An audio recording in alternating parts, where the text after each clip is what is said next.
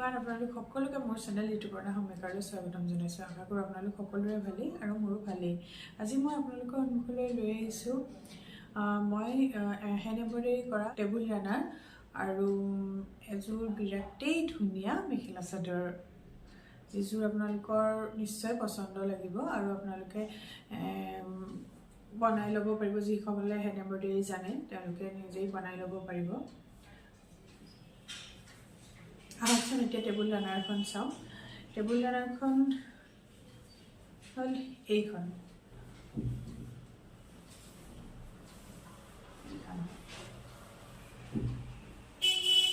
পুৰা হেভি হয় গোটেইখন, লেন্থটো যথেষ্ট আছে আৰু এম্ব্ৰইডাৰী ডাঙৰ ডাঙৰকৈ কৰি থোৱা আছে এম্ব্ৰইডাৰীখিনি। এইখন কৰোঁতেও যথেষ্ট সময় লাগিছে, ৰং লগা হৈছে। এয়া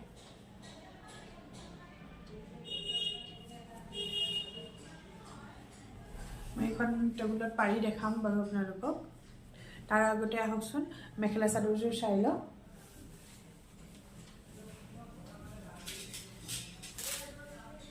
এইখন চাদৰ হয়। আচলতে এই মেখেলা চাদৰযোৰ মই গিফ্ট পোৱা হয়, মোৰ ফ্ৰেণ্ডে গিফ্ট কৰিছিলে। এইখন চাদৰখন নেটৰ হয় আৰু ইয়াত পিংক কালাৰ লেচ লগাই থোৱা আছে। এইখন বিৰাটেই মৰম লগা হয় চাদৰখন। এইখন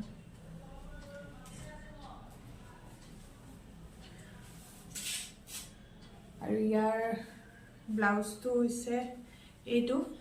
ফ্ৰণ্ট চাইডটো প্লেইন হয়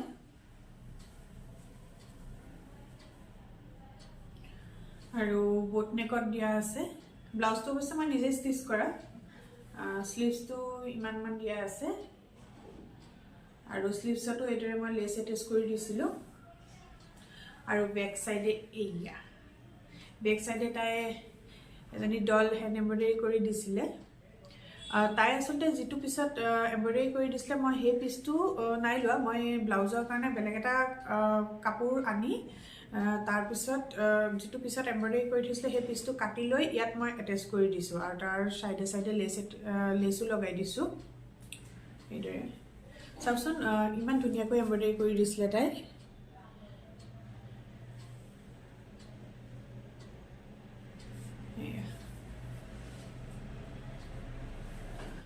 ইয়াৰ মেখেলাখন হ'ল এইখন।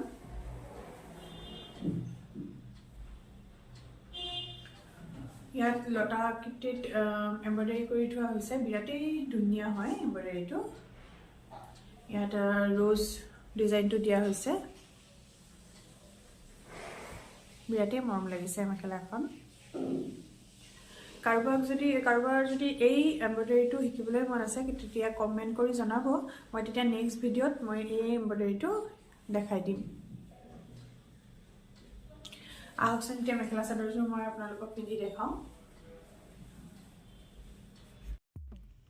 ভিডিঅ'টো চাই ভাল পালে লাইক, শ্বেয়াৰ আৰু কমেণ্ট কৰি জনাব।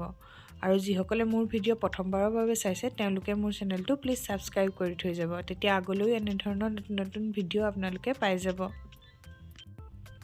আপোনালোকে মেখেলা চাদৰৰ উপৰিও বেলেগ বেলেগ ধৰণৰ ড্ৰেছ কাটিঙৰ ভিডিঅ' চাব বিচাৰে নেকি? যদি বিচাৰে কমেণ্টত জনাবচোন, তেতিয়া মই তেনেধৰণৰ ভিডিঅ' আপোনালোকৰ ওচৰলৈ লৈ আহিবলৈ চেষ্টা কৰিম।